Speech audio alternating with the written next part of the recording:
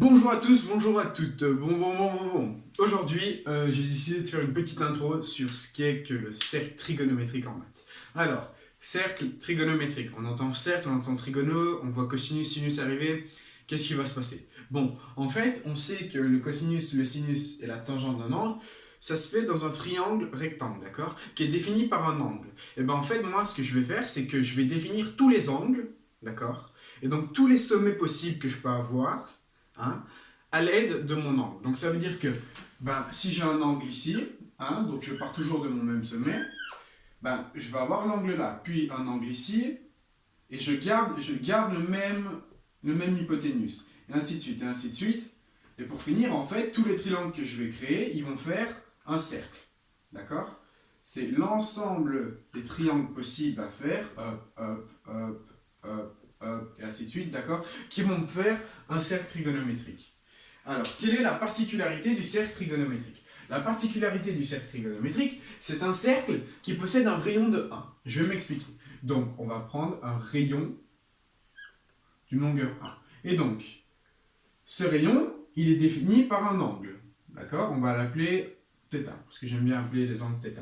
D'accord? Et donc, si l'hypoténuse est égale à 1, on a vu que le cosinus était le côté adjacent sur l'hypoténuse. Or, si on a cosinus de θ qui est égal à le côté adjacent sur l'hypoténuse, mais que l'hypoténuse est égale à 1, on a côté adjacent divisé par 1. Et quelque chose divisé par 1, ça nous fait toujours quelque chose. Et donc on obtient quoi? On obtient que le cosinus de l'angle, c'est tout simplement le côté adjacent à l'angle, d'accord? Et donc le côté adjacent, qu'est-ce qu'on va faire?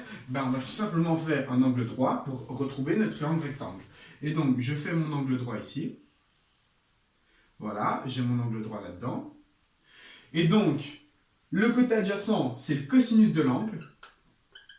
Et vous l'aurez deviné, le côté opposé, si je fais le sinus de l'angle qui est égal à l'opposé sur l'hypoténuse, sachant que l'hypoténuse est égale à 1, j'ai l'opposé sur 1, et donc j'ai l'opposé, d'accord? Et donc le côté opposé à l'angle, lorsque j'ai un rayon, donc un hypoténuse qui est de longueur 1, j'ai le côté opposé à l'angle qui est égal au sinus de l'angle. Voilà. Donc ça, c'est pour le sinus et le cosinus. Bon, généralement, le sinus, on aime bien le raccompagner sur son axe, d'accord? Donc là, on a l'axe des X, l'axe des Y. Et donc, ce que les profs font parfois, c'est qu'ils font une parallèle ici, et ils vont définir le sinus comme étant ici. Voilà. Et donc, ils vont définir que le sinus, c'est ça. Parce qu'ils le remettent sur l'axe, d'accord? Mais bon, en général, le sinus, vous le trouverez toujours ici. Mais ici, en fait, on fait juste un rectangle, et donc là, on a le cosinus, et ainsi de suite. Parce que je vous rappelle que dans un rectangle, les longueurs sont égales, et les largeurs sont égales aussi. Voilà, donc ça, c'est pour cosinus et sinus lorsqu'on a un angle. Ok, donc on arrive à représenter le cosinus et le sinus. Mais il n'y a pas que ça, il y a la tangente, d'accord, qui est égale à l'opposé sur l'adjacente. Et une nouvelle notion que je vais vous instruire, peut-être, je ne sais pas si vous la connaissez déjà, c'est la cotangente. La cotangente, en fait, ça va être un autre rapport entre les côtés, parce que je vous rappelle qu'il y a 3 côtés. Du coup, en soi, si on peut faire 3 rapports ici, on peut chacun les inverser, d'accord? Et donc, en soi, on peut faire 6 rapports, d'accord? Mais donc, nous, on va choisir d'en étudier que 4, d'accord? Le cosinus, le sinus, la tangente et la cotangente. Ok, alors, la tangente, c'est O sur A. Et la cotangente, c'est juste l'inverse. Donc, ça va être A sur O. Et donc, on note que cotangente de x, ça va être égal à l'adjacent sur l'opposé. Ok? Voilà, et donc, comment définir la tangente et la cotangente? Bon, la tangente, c'est O sur A. Et donc, je vais essayer de définir quand est-ce que A est égal à 1. Comme ça, alors, j'aurai ma tangente qui est égale à mon opposé. Donc, je vais essayer de définir A qui est égal à 1. Et donc comme ça, j'aurai ma tangente qui est égale à l'opposé. Mais il faut cette condition. Il faut que A soit égal à 1. A, c'est ce côté-ci, c'est le côté adjacent. Et donc 1, il est là. Donc il faut que en soi, ce côté-là soit toujours égal à 1. Okay? Alors je vais gommer mon sinus ici pour avoir un peu plus de place. Et donc, si je dois avoir mon adjacent qui est égal à 1, ça veut dire que mon opposé, d'accord, il va être perpendiculaire à mon adjacent, c'est toujours le cas, mon opposé est toujours perpendiculaire à mon adjacent, et si mon adjacent est égal à 1, je vais avoir mon opposé qui va se situer sur une droite perpendiculaire, d'accord, à mon rayon, d'accord? Et donc ça va être l'axe de la tangente. Ça veut dire que si on va devoir définir la tangente d'un angle, on va devoir continuer, prolonger, donc on ne s'arrête pas au cercle, et on arrive ici.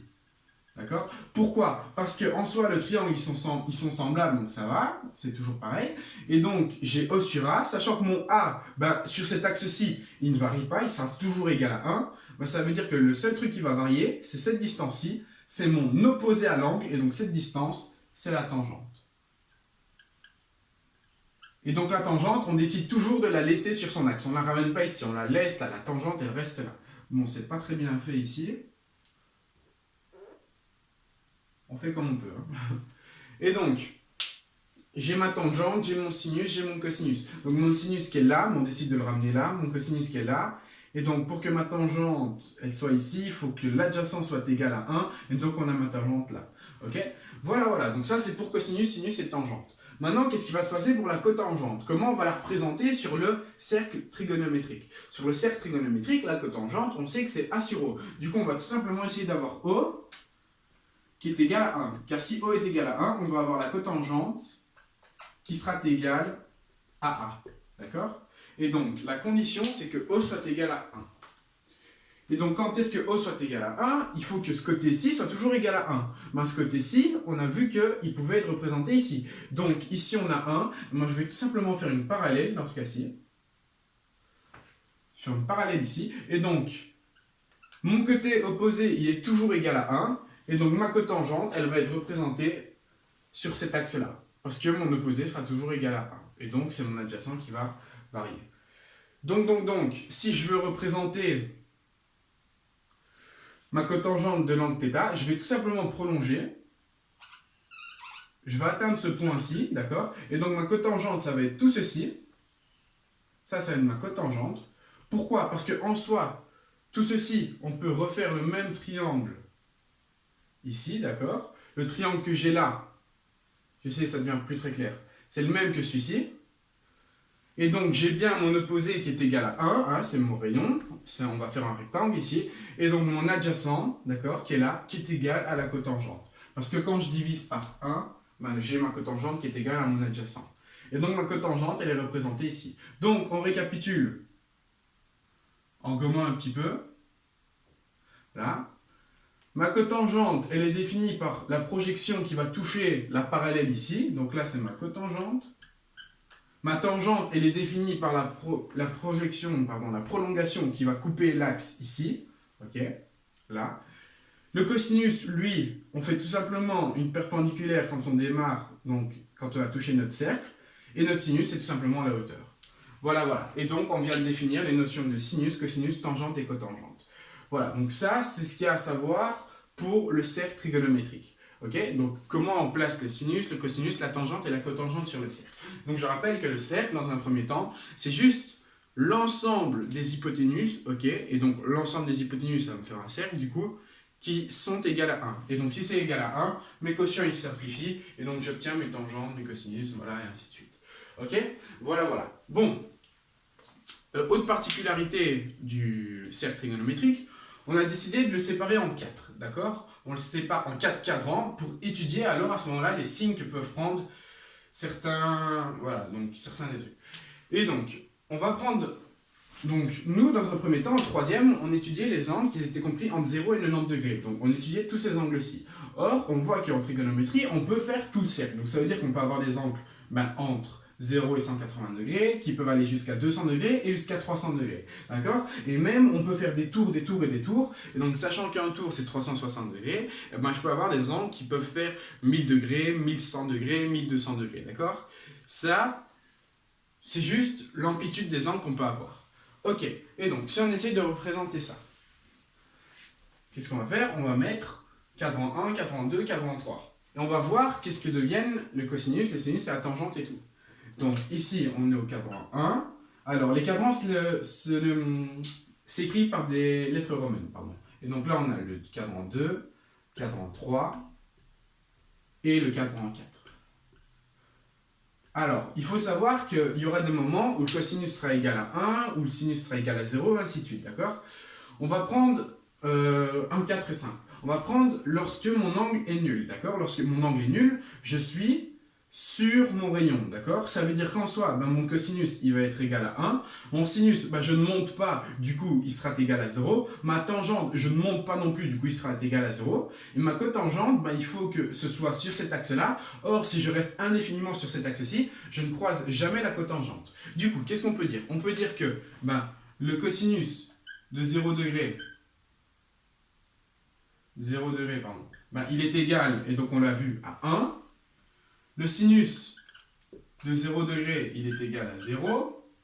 La tangente, pareil, est égale à 0. Et la cotangente, elle n'existe pas. D'accord? Cotangente de 0 degré, elle n'existe pas. Comment on peut définir qu'elle n'existe pas?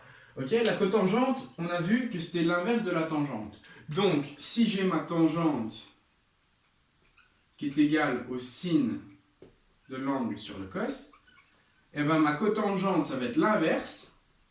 Et donc l'inverse, je vais devoir switcher. Et donc je vais avoir ma cotangente qui est égale au cosinus sur le sinus alors à ce moment-là.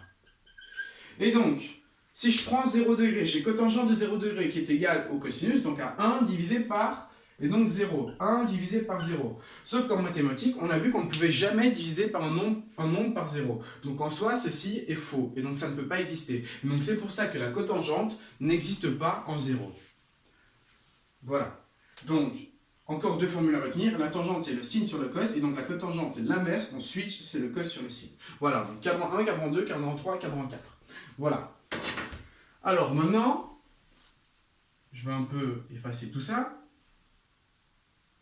D'accord? Et on va définir. Bon, bah, je gomme. Voilà. J'essaie de ne pas trop gommer parce que je vais devoir redessiner. Et donc, hop,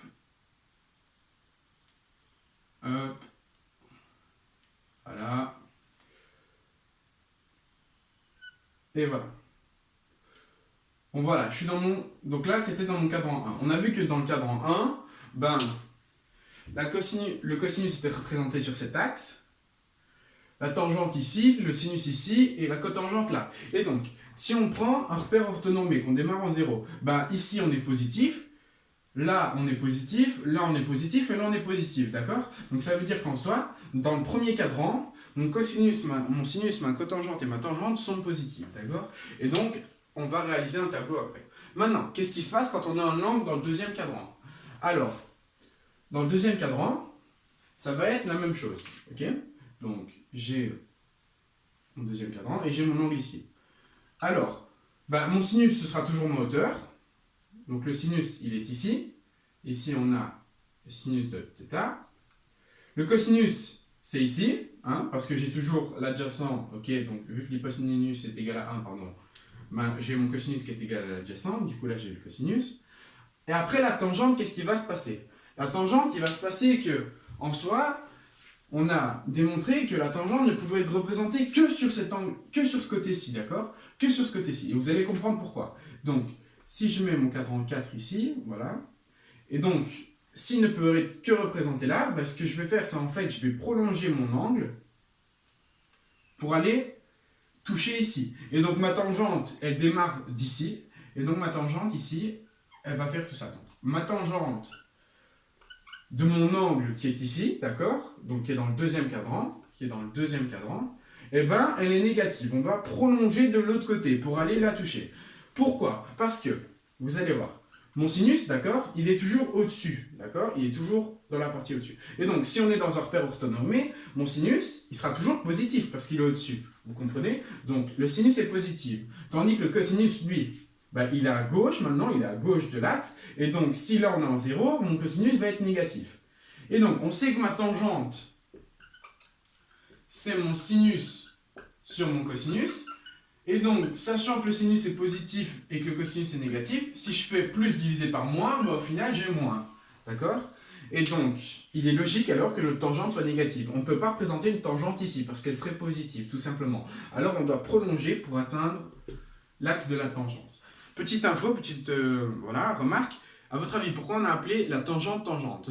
Parce que, en fait, l'axe de la tangente, c'est tout simplement une tangente au cercle, d'accord? Alors, une tangente, qu'est-ce que c'est? Une tangente, c'est une droite qui va toucher le cercle qu'en un seul point, d'accord? Ça, c'est la définition simple de la tangente. Et si elle touche l'axe en un seul point, on va dire qu'elle est perpendiculaire au rayon, d'accord? Donc, la tangente ici ne touche le cercle en un seul point et elle est perpendiculaire au rayon. Voilà. Du coup, je prolonge pour avoir ma tangente, et maintenant ma cotangente, qu'est-ce qui va se passer? Eh ben, de même, je vais prolonger, mais pas par là, parce que mon axe il est là, je vais prolonger dans l'autre sens. Et donc, je vais avoir un point ici. Et donc, ma cotangente, ce sera de ce point-là à ce point-là. Et donc, je vais avoir la cotangente ici. Et donc, sachant que mon axe, il est ici, ça c'est l'axe des zéros, mais ma cotangente, elle est aussi à gauche, donc ma cotangente, elle est aussi négative. Et si on regarde, on sait que la cotangente, c'est le cosinus sur le sinus. Cosinus étant négatif, sinus étant positif, moins divisé par plus, ça reste toujours moins. Et donc j'ai bien ma tangente qui est négative et ma cotangente qui est négative. Donc tangente négative, cosinus négatif, le seul truc qui reste positif, c'est le sinus. Okay, donc ça c'est quand on est dans le deuxième cadran. Donc quand on n'est pas dans le premier cadran et qu'on veut atteindre la tangente et la cotangente, on doit toujours rester sur l'axe, d'accord? Et donc on va tout simplement prolonger les angles, que ce soit par là ou vers le haut, donc vers le bas ou vers le haut. Pareil pour quand on sera dans le troisième cadran, d'accord? Bon, je ne vais pas le faire, d'accord? C'est assez... il suffit juste de représenter un angle. Donc, si vous représentez un angle ici, ben pareil, le sinus, il va être là. À ce moment-là, le sinus, ben, il devient négatif parce qu'il est en dessous. Le cosinus, il est aussi négatif. Et donc, si on a moins divisé par moins, ben, au final, on va avoir plus. Du coup, ma tangente, je vais prolonger. Et je vais arriver là. Donc ma tangente sera là, quand on sera dans le troisième cadran. D'accord? On va prendre un angle qui fait tout ça maintenant. Hop là, voilà. Et donc, mon sinus étant négatif, mon cosinus étant négatif, si je fais moins divisé par moins, je vais avoir plus. Pareil pour la cotangente, je vais devoir prolonger, et je vais avoir ma cotangente qui est tout ici. D'accord? Et donc là, ça va être ma cotangente de l'angle. Voilà. Et donc, quand on sera dans le quatrième cadran, ben, sinus sera en dessous, il sera négatif. Cosinus, il sera à droite, il sera positif. Ma tangente, je vais devoir prolonger, elle sera négative. Et ma cotangente, je vais devoir prolonger vers l'arrière, elle sera négative. Voilà. Donc ça, c'est tout ce qu'il y a à savoir sur le cercle trigonométrique. Comment représenter la tangente, la cotangente. Donc tangente, on fait une tangente ici, donc une perpendiculaire au point 1, là.